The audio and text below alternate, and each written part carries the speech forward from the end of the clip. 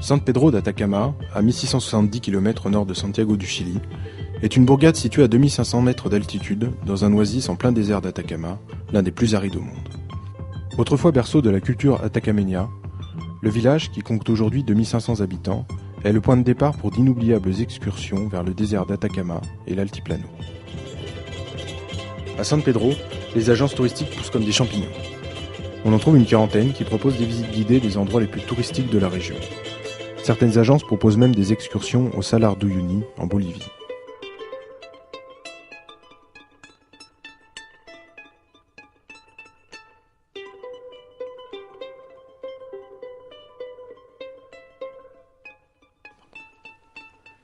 Mais il existe aussi des tours plus alternatifs, moins conventionnels.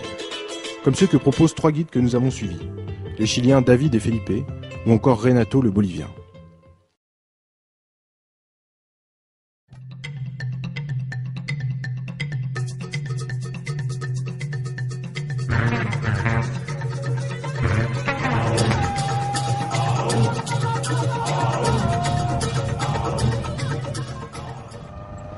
David est né le 30 juillet 1963 à Santiago du Chili. Après une enfance agitée et intense à cause du coup d'état militaire d'Augusto Pinochet en 1973, son rêve a toujours été de pouvoir s'échapper du Chili et fuir la dictature. David avait une profonde envie de découvrir de nouveaux horizons. Pour lui, le voyage c'est l'école de la vie. Depuis combien de temps ce type de tourisme existe-t-il à San Pedro d'Atacama ? Il y a une dizaine d'années qui a commencé le tourisme, aventure, à San Pedro d'Atacama. Et puis, je suis en train de promotionner plutôt l'aventure que le tour classique. Et je travaille sur l'Argentine, Bolivie, Pérou et l'Équateur.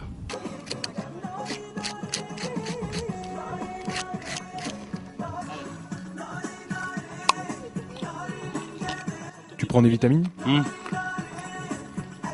Para aguantar las frías noches del desierto.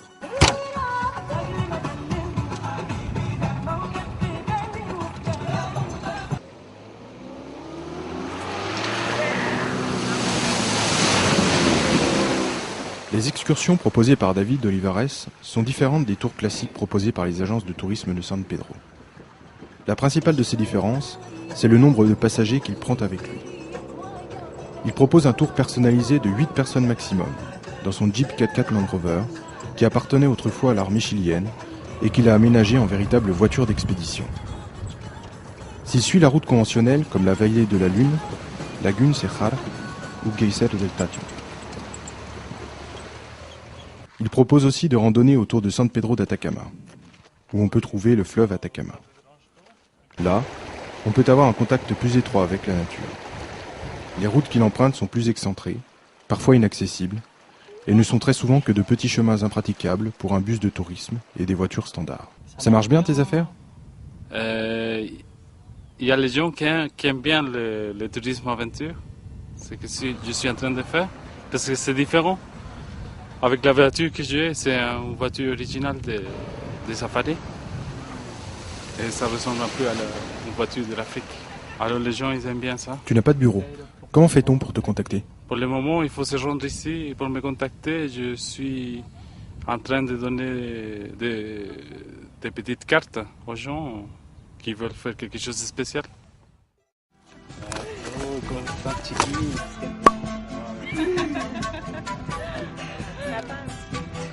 Ça se peut qu'il y ait un peu de sable.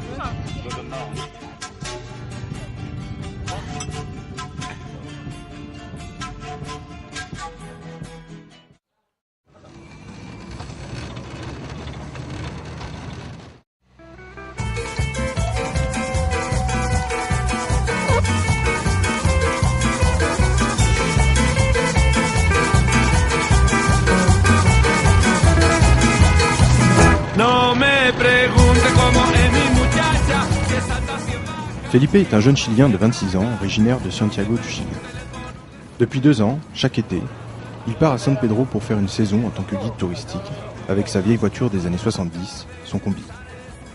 Il a délaissé ses études et la vue brillante de Santiago pour une vie plus tranquille et décontractée. À San Pedro, il habite dans un camping avec un ami qui l'accompagne dans ses excursions. C'est dans ce camping, fréquenté par de nombreux jeunes, qu'il rencontre la plupart de ses nouveaux clients.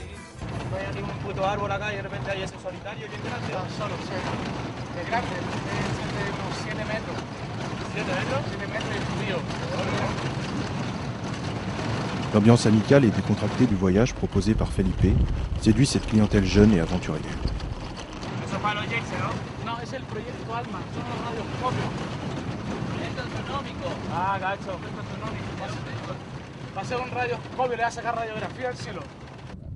Parle-nous un peu de ton travail ici à San Pedro. El trabajo consiste más que nada en sacar a los turistas jóvenes con ganas de conocer lugares maravillosos en el tiempo que ellos quieran, a la hora que ellos quieran, y dándole el tiempo que ellos quieran, presentarles estos lugares maravillosos acá en San Pedro de Atacama. Il propose des voyages moins programmés, sans horaire, et s'adapte à chaque client. Parfois, il improvise même des barbecues dans des sites délaissés par le tourisme de masse.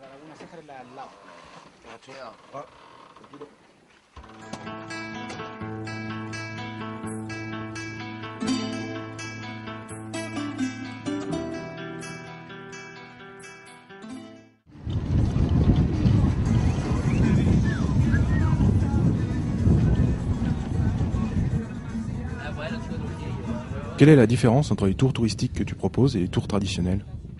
La diferencia se marca más que nada en que depende netamente de lo que quiere el cliente, en este caso el turista, que no se ve como cliente, sino que se ve como un amigo, se trata más cordial.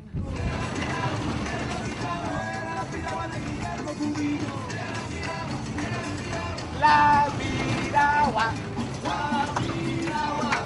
la piragua, la piragua.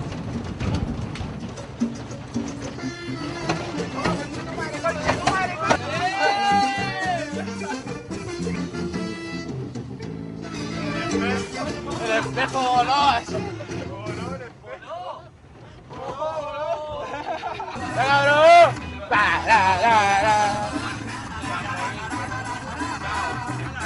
Hemos llegado a los hoyos con agua, cabrón. Los Ojos del Salar, sorte de deux bassins naturellement ronds d'un diamètre d'une vingtaine de mètres chacun, très profonds, contiennent de l'eau douce. Ses yeux sont, paraît-il, visibles depuis l'espace. Él es el que manda en realidad, es el que decide a qué hora se va, a qué hora se queda en cierto lugar, el tiempo que requiere, si se quiere quedar más rato en un lugar, menos rato en otro lugar. Él decide, él programa su viaje. Yo le ofrezco las cosas que te entrega esta tierra y él dispone del tiempo para hacerlo.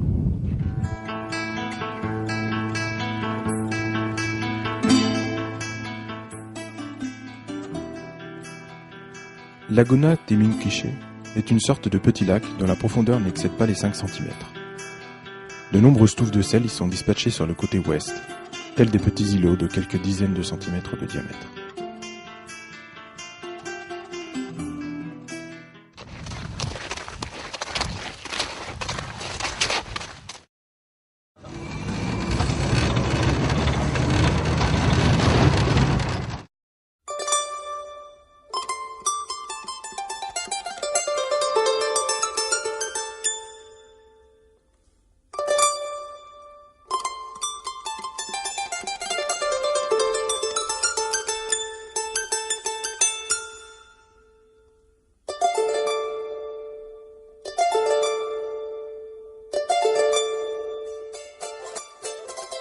Renato Yaviri est originaire de la ville d'Uyuni, au sud de la Bolivie. Depuis 20 ans, il a conduit des centaines de touristes à bord de son 4x4. En raison du strict contrôle des flux migratoires côté chilien, Renato doit rester de l'autre côté de la frontière pour récupérer les touristes en provenance de San Pedro. Pour entrer au Chili, les Boliviens doivent en effet justifier qu'ils sont en possession d'au moins $3000, ce qui n'est pas le cas de Renato. Est-ce que le tourisme est bien développé en Bolivie? Sí, está bastante el turismo, ha crecido mucho. Cada año va creciendo más y más.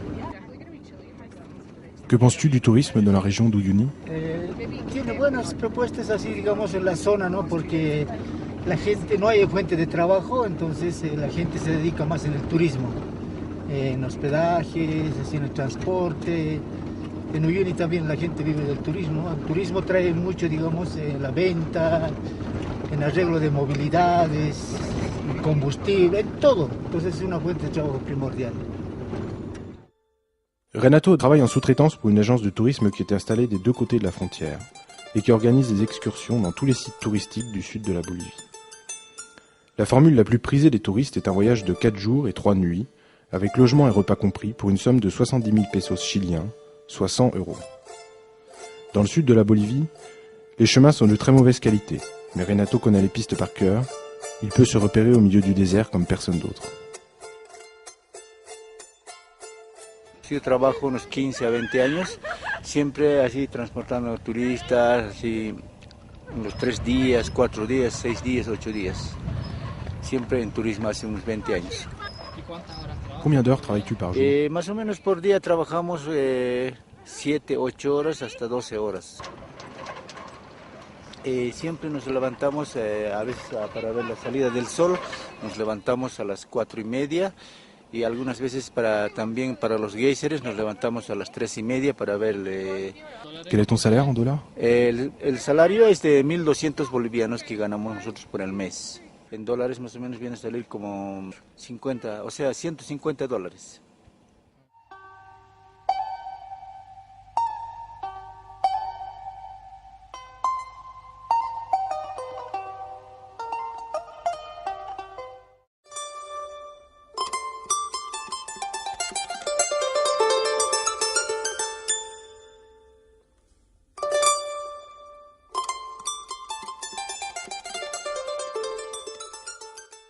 Esto es la salida del sol, ¿ya? Este salar tiene una extensión de 12.000 kilómetros cuadrados y tiene una profundidad de 10 a 15 metros de profundidad. El sal empieza de 1 centímetro y más adentro a 10, 15. En algunos lugares tiene hasta 30 metros de profundidad y debajo de la sal hay muchos minerales, el litio, potasio y el sodio. Quelle est la distance qui sépare les deux rives du Salar?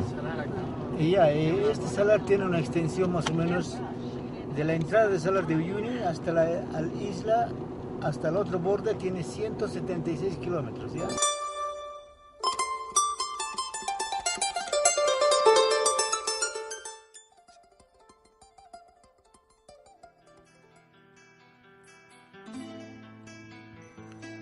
À présent, David rêve de découvrir la Colombie, et pourquoi pas de trouver un sponsor pour faire partir son dernier grand voyage. La traversée du continent africain à bord de ces Land Rover. Felipe a fait le choix de changer radicalement de vie. À la fin de l'été chilien, il prendra quelques semaines de vacances en Équateur. Pour la suite, il veut poursuivre sa reconversion dans le tourisme en proposant de nouveaux trajets dans la région. Et pourquoi pas monter sa propre agence de tourisme à San Pedro.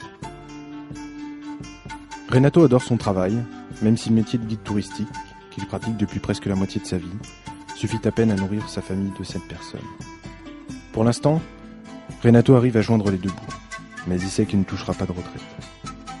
Jusqu'à la fin de sa vie, tant que sa santé lui le permettra, il continuera à faire le bonheur des touristes.